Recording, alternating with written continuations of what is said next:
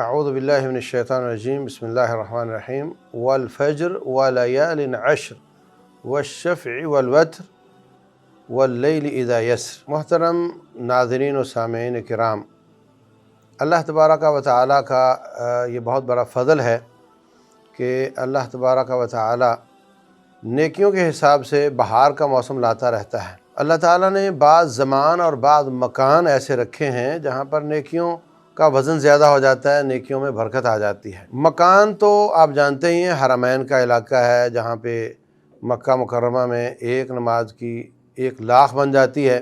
اسی طریقے سے باقی عبادات کا وزن بھی بڑھ جاتا ہے، لیکن وہاں جانا ہر ایک کے بس کی بات نہیں۔ تو اللہ تعالیٰ کچھ اوقات لاتے ہیں جس سے فائدہ اٹھانا ہر ایک کے بس کی بات ہے۔ ان میں سے خاص طور سے جو ذی الحجہ کے پہلے 10 دن ہیں، اللہ فرماتے ہیں والفجر ولیال عشر، اللہ تعالیٰ نے 10 راتوں کی قسم اٹھائی ہے، اور مفسرین نے لکھا ہے کہ اس سے مراد ذی الحجہ کے پہلے 10 دن ہیں۔ تو ان دنوں میں ہمیں روزے رکھنے چاہیے، ان دنوں میں بہت زیادہ تکبیرات کا اہتمام کرنا چاہیے۔ ان دنوں میں جس نے قربانی کرنی ہے وہ اپنے ناخن اور بال نہیں کٹوائے گا، اور یہاں تک کہ قربانی کر لے۔ اگر وہ تیسرے دن قربانی کرتا ہے تو تیسرے دن تک اس کو یہ کام نہیں کرنا ہے۔ جس نے قربانی نہیں کرنی وہ عید پڑھنے کے بعد ناخن اور بال کاٹ سکتا ہے۔ نمبر 2 یہ کہ ان دنوں میں کثرت کے ساتھ اللہ تعالیٰ کی یاد، راتوں کی تہجد، جیسے ہم رمضان کے آخری عشرے میں اہتمام کرتے ہیں، ان دنوں میں بھی بہت زیادہ اہتمام کرنا چاہیے۔ رسول اللہ صلی اللہ علیہ وسلم فرماتے ہیں ما من ایام العمل الصالح فیہن احب الی اللہ من هذه العشر۔ سارے سال میں کوئی ایسا دن نہیں آتا، سارے سال میں ایسے دن نہیں آتے جن میں نیکی کرنا زیادہ اللہ تعالیٰ کو پسند ہو ان 10 دنوں سے۔ لیلۃ القدر کی نیکی بھی اللہ کو بہت پسند ہے، اور رمضان کے آخری عشرے کی بھی بہت پسند ہے، اور اس عشرے کی بھی اللہ تعالیٰ کو بہت زیادہ پسند ہے۔ تو ہمیں ان میں ہر قسم کی نیکی کرنے کی کوشش کرنی چاہیے۔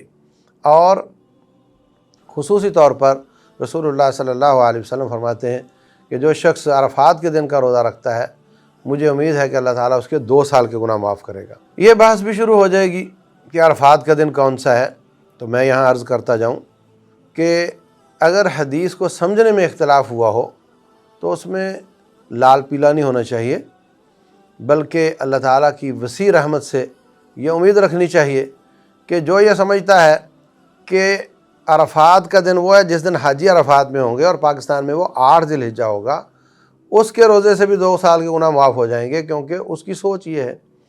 اور جو شخص سمجھتا ہے کہ نہیں، ہمیں نہیں معلوم کہ وہ کب جائے گا عرفات میں، ہم نے تو 9 ذی الحجہ کا روزہ رکھنا ہے، تو اس کی اس سوچ کے مطابق بھی اللہ تعالیٰ اس کو بھی وہی اجر عطا فرمائے گا۔ تو اس کو جھگڑا نہیں بنانا چاہیے۔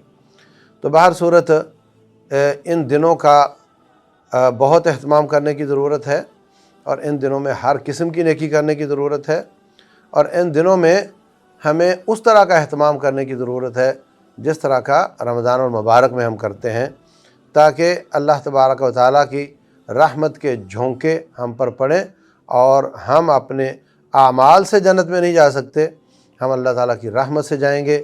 رسول اللہ صلی اللہ علیہ وسلم فرماتے ہیں لن يدخل الجنت احد بعملہ، کوئی شخص اپنے عمل سے نہیں جا سکتا، ہاں الا ان یتغمدنی اللہ برحمت منہ، مجھے بھی اللہ تعالیٰ اپنی رحمت میں ڈھانپ کر جنت میں لے کر جائے گا۔ تو یہ اللہ کی رحمت کے جھونکے ہیں، اس کے ذریعے ہمیں امید ہے کہ رب ذوالجلال ہمیں اللہ اپنی جنتوں میں جمع کرے گا، عرش کا سایہ دے گا، حوض کوثر کا پانی نصیب کرے گا۔ تو اللہ تبارک و تعالی ہماری دعائیں بھی قبول فرمائے، ہمارے گناہ بھی معاف فرمائے، اور ان اچھے موقعوں سے فائدہ اٹھانے کی بھی توفیق عطا فرمائے۔ واللہ اعلم، وصلی اللہ وسلم وبارک علی نبینا محمد۔